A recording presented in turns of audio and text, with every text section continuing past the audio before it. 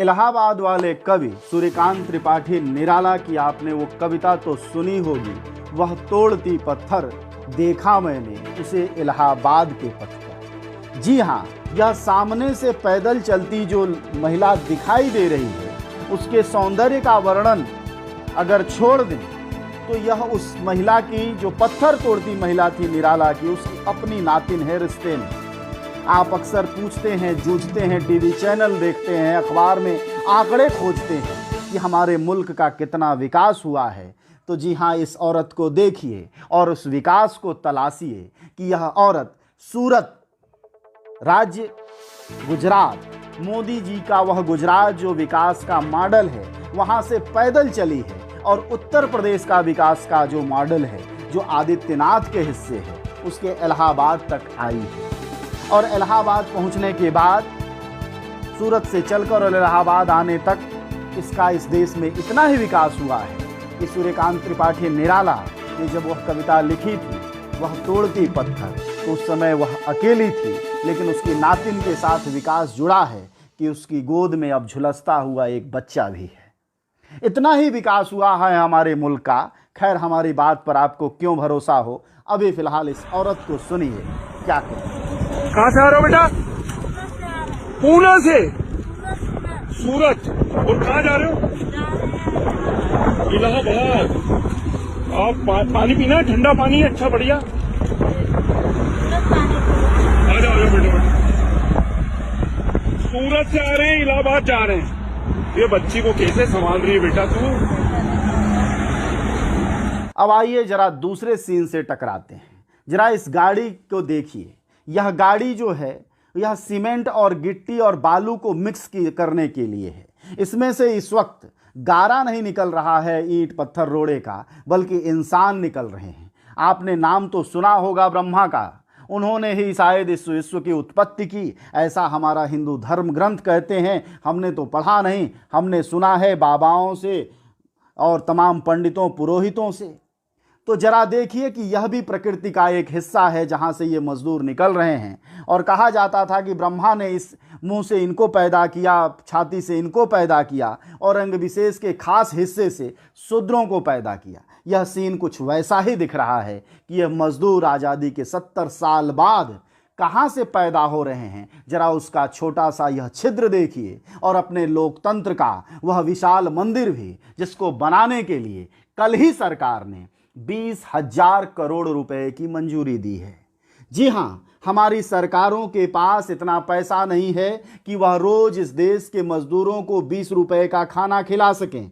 आपको दर्जनों बार हमने खाने की स्थितियां दिखाई हैं, बताई हैं कि उनको क्या मिल रहा है खाने को। सरकार जो दे रही है वह कितना कम है और पेट नहीं है। और अगर स्थिति बनी रही तो अगले 1-1.5 महीने में ये सारे लोग कुपोषित हो जाएंगे। लेकिन हमारी सरकारों के पास इतना पैसा है कि देश लगातार कोरोना की त्रासदी में है, लोगों की सैलरी कट रही है, तनख्वाह कट रही है, हर जगह से नौकरियां खत्म हो रही हैं, लेकिन संसद बनाने के लिए पैसा है हमारी सरकार के पास, लेकिन लोकतंत्र के इस छेद को भरने के लिए पैसा नहीं है जहां से ये मजदूर निकल रहे हैं। और यह भी दृश्य संयोग से हमारे योगी आदित्यनाथ के अपने ही राज्य उत्तर प्रदेश का है। यह बिल देखिए, यह छेद देखिए कि यह सत्ता में सुराख है या कोई गोला है। खैर, इससे आगे बढ़िए और जरा अब इस सीन को देखिए और फर्क कीजिए कि इंसान और श्वान, मतलब कुत्ता और आदमी में कितना फर्क रह गया है। मजदूर की क्या हालत कर रखी है, गरीब की क्या औकात बची हुई है। जरा एक दृश्य को थमकर देखिए। यह कुत्तों सी औकात लोगों की क्यों है? यह स्थितियां आप देख रहे हैं। आंसू नहीं निकलेगा इसे देखकर, आत्मा कचोट जाएगी। पर सरकारों के पास हम क्यों चुनते हैं सरकारों को? हमें जरूर सोचना चाहिए इस गेट के इस पार और गेट के उस पार को देखते हुए, यह कौन सी सरकार है? क्या आपको किसी अखबार, किसी मीडिया की सुर्खियों में यह छपा है कि किसी नेता के घर भी संकट है? यह नेता जनता के लिए चुने जाते हैं, यह जनता के नुमाइंदे कहे जाते हैं। हमारे किताबों में पढ़ाया जाता है कि जनता अपने प्रतिनिधि चुनती है जिससे ये देश चलाया जा सके, और ये प्रतिनिधि आज़ादी के 70 साल बाद हमारे देश को ऐसे चला रहे हैं कि एक संकट के वक्त में मजदूरों को कुत्तों के रूप में बदल दिया गया है। न उनको खाने का ठिकाना है, न रहने की जगह। पर सुनिए मजदूर क्या चाहते हैं, जरा संजीवा को सुनिए, उस दुख को महसूस करिए कि आखिर वो चाहते क्या है। मैंने तुमसे कब चांद मांगा, मैंने तुमसे कब चांद मांगा, कब सूरज मांगा बताओ। मैंने कब अधिकारों का जिक्र किया, मैंने कब तुम्हारी खुशी में हिसाब मांगा बताओ। फिर तुम क्यों दे रहे हो मुझे आदमी होने की सजा? क्या मेरी नसों का स्पंदन कोई गुनाह है? क्या मेरी पलकों का उठना कोई जुर्म है? क्या भूख लगना कोई अपराध है बताओ। सच मेरे वश में नहीं था मेरा जन्म लेना, सच मेरे वश में नहीं था मेरा जन्म लेना, अन्यथा मैं पैदा ही नहीं होता तुम्हारी इस व्यवस्था में जहां तुम आदमी को एक रोटी तक नहीं दे सकते, एक रोटी तक नहीं दे सकते। संजीवा देश के उन चंद कवियों में हैं जो मजदूरों की पीड़ा को बहुत ही ताकत से रखते हैं, बहुत ही दिल निचोड़ देते हैं और लगभग विद्रोह नहीं कर रहे होते हैं, सिर्फ आग्रह कर रहे होते हैं। वह बेबसी दिखा रहे होते हैं, इंसान की बेकली दिखा रहे होते हैं। और इस वक्त मजदूर सरकारों से कुछ नहीं मांग रहे, फिर भी क्या स्थिति है। इन औरतों को जरा आप देखिए और पुलिस की भूमिका को देखिए।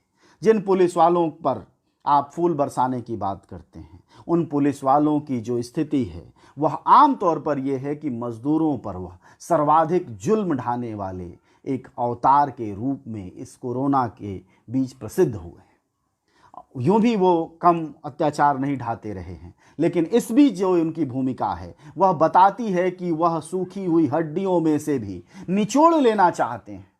आपको जानकारी मिल रही होगी हर जगह से कि जहां मजदूर क्रॉस कर रहे हैं, पुलिस वाले पैसा लेकर उनको क्रॉस करते हैं। साइकिल वालों से पैसा लेते हैं, गाड़ी वालों से पैसा लेते हैं, पर मोटरसाइकिल पर बॉर्डर क्रॉस करने के लिए राज्य के 500 रुपया लेते हैं।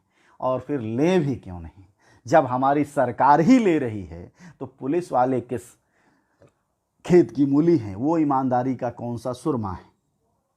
हमारे देश में हमारी सरकार, चुनी हुई सरकार, जिन मजदूरों के पास अपने जेब में इतना पैसा नहीं है कि घर खाना खरीद कर खा सकें, उनको उनके घर पहुंचाने के लिए हमारी सरकारों ने पैसा वसूला है। मोदी जी की महान सरकार ने वसूला है। और अब आपने मोदी जी का सच तो देखा ही है। हम आपको राजस्थान के जयपुर से वह ऑडियो सुनाते हैं कि कैसे जयपुर से पटना जाने का किराया सरकार ने प्राइवेट ऑपरेटर से कहा 2500 वसूलो, लेकिन वो उतने पर नहीं माने हैं, वह 4500 वसूल रहे हैं। आप जरा ये ऑडियो एक बार सुनिए तो सही।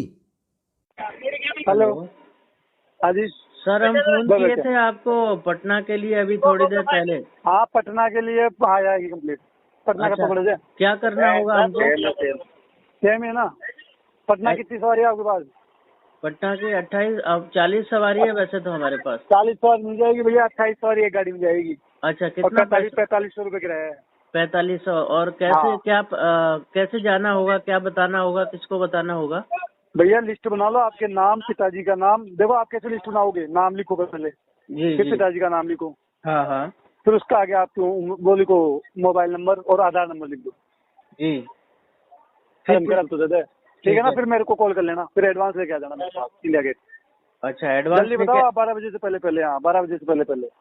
अच्छा अच्छा, पैसा इकट्ठा करना पड़ेगा? एडवांस 10,000 रुपये दे दो, उसके बाद में जितना पैसा रहेगा वो आप गाड़ी रवाना होने से पहले दे देना, गाड़ी में बैठने से पहले। अच्छा अच्छा, तो ये अभी 10,000 परमिशन देना आपको पड़ेगा। मिल जाएगा उधर से ही, मतलब? हाँ, ये परमिशन। हाँ हाँ हाँ, अच्छा अच्छा, ठीक है भैया, आप मेरे को बता दो लिस्ट बना के। जी जी, ठीक ठीक।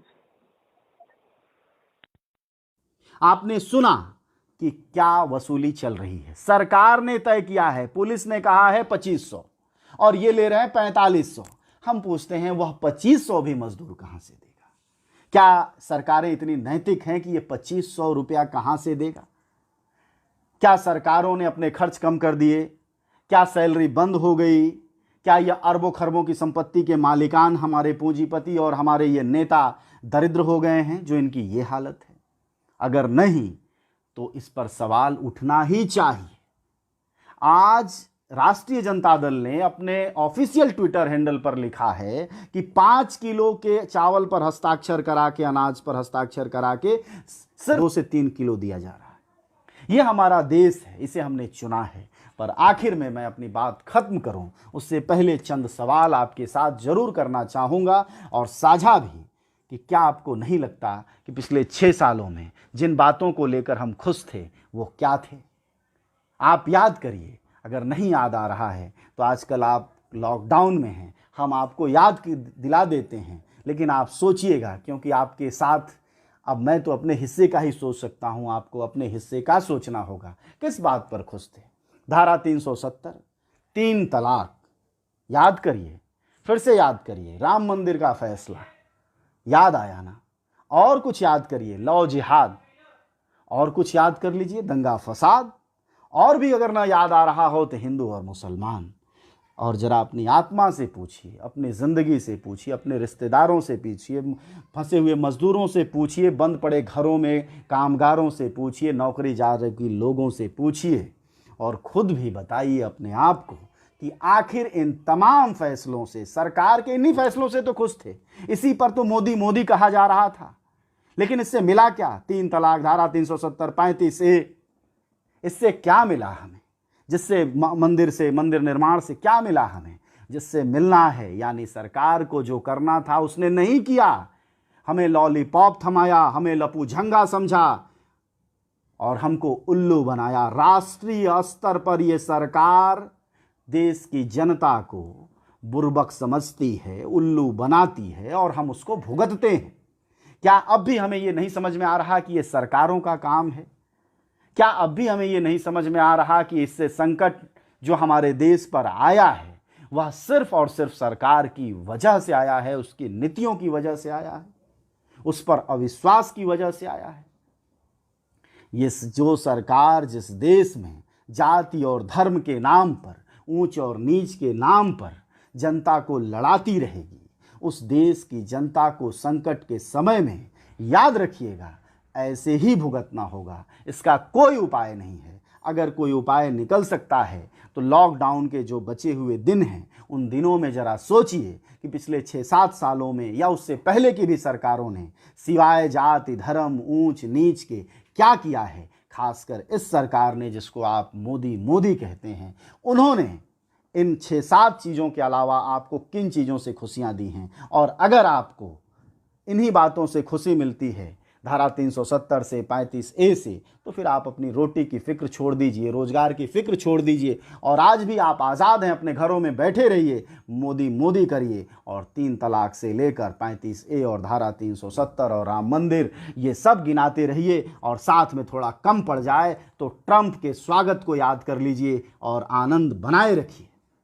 दूसरा कोई उपाय नहीं है। अगर आप ये नहीं सोचते कि सरकारें हमारी रोटी के लिए हैं, रोजगार के लिए हैं, ज़िंदगी के लिए हैं, ज़रूरत के लिए हैं, स्वास्थ्य के लिए हैं, अगर आप ये नहीं सोच सकते तो बाकी आप खुश रहिए।